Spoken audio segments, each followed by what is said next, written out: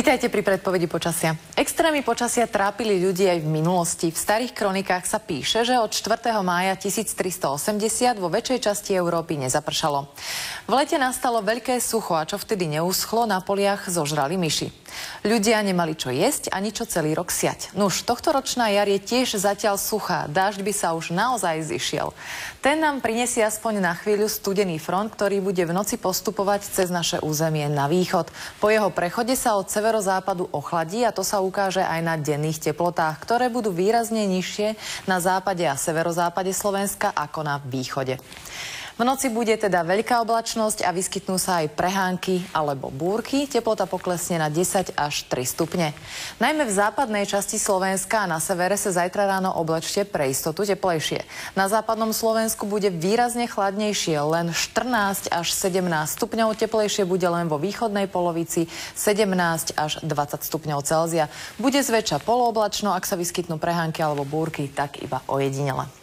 Na strednom Slovensku má sprchnúť častejšie a môžu byť aj búrky. Teplota vystúpi na 11 až 17, na juh bude teplejšie do 21 stupňov.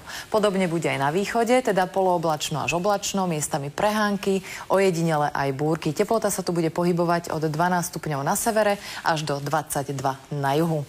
Na celom území sa nám zajtra opäť rozfúka prudký nárazový vietor. Na horách sa aktuálne ukončila tohtoročná lyžiarska sezóna, takže lyže treba uskladniť a oprášť letnú horskú výbavu. Zajtra sa však na horách počasie trošku zmení, z premenlivé oblačnosti môže sem tam sprchnúť a v stredných polohách bude od 8 do 4 stupňov. V stredu má na horách pršať ešte viac. Bio zostáva aj zajtra na jednotke, čo je iba slabá záťaž. A poďme na ďalšie 4 dni. Vydatnejšie nám zaprší až v stredu, kedy má byť tiež veterno a vyskytnú sa aj búrky. Ešte viac sa ochladí na 12 až 17 stupňov. Vo štvrtok a v piatok sa počasie prechodne upokojí, stále však bude viac oblačnosti a nie sú vylúčené ani prehánky alebo búrky. V piatok sa má dokonca otepliť na 20 až 25 stupňov. No a sobota má byť opäť zamračená a upršaná s prehánkami a búrkami, sem tam spojené aj s krupobytím. Aj napriek tomu bude teplo 20 až 24 stupňov. To je už naozaj všetko. Dovidenia.